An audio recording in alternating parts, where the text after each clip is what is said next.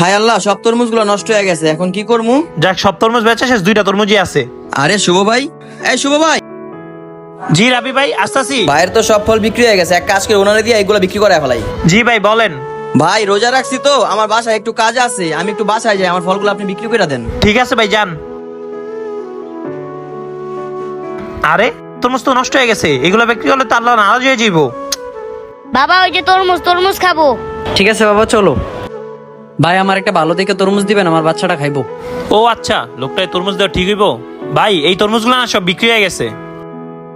আরে শুভ ভাই, সব ফল বিক্রি করে ফেলাইছেন? জি ভাই, বিক্রি করে ফেলছি। যাক তাহলে ভালো হয়েছে। আর ভাই আপনাকে একটা প্রশ্ন করি। হ্যাঁ ভাই বলেন। ভাই আপনি রোজা রাখছেন কেন? আরে ভাই কি বলেন, রোজা তো আমাদের জন্য ফরজ, রোজা রাখলে আল্লাহ তাআলা খুশি হন আর মনে শান্তি লাগে। কিন্তু ভাই আমার মনে তো শান্তি নেই, আপনি মানে তরমুজগুলো বিক্রি করতেছেন, তরমুজগুলো তো ভালো না। আর আল্লাহ তাআলা কি কাউরে বলছে যে নষ্ট তরমুজগুলো কোনো ক্রেতারে খাওয়াতে?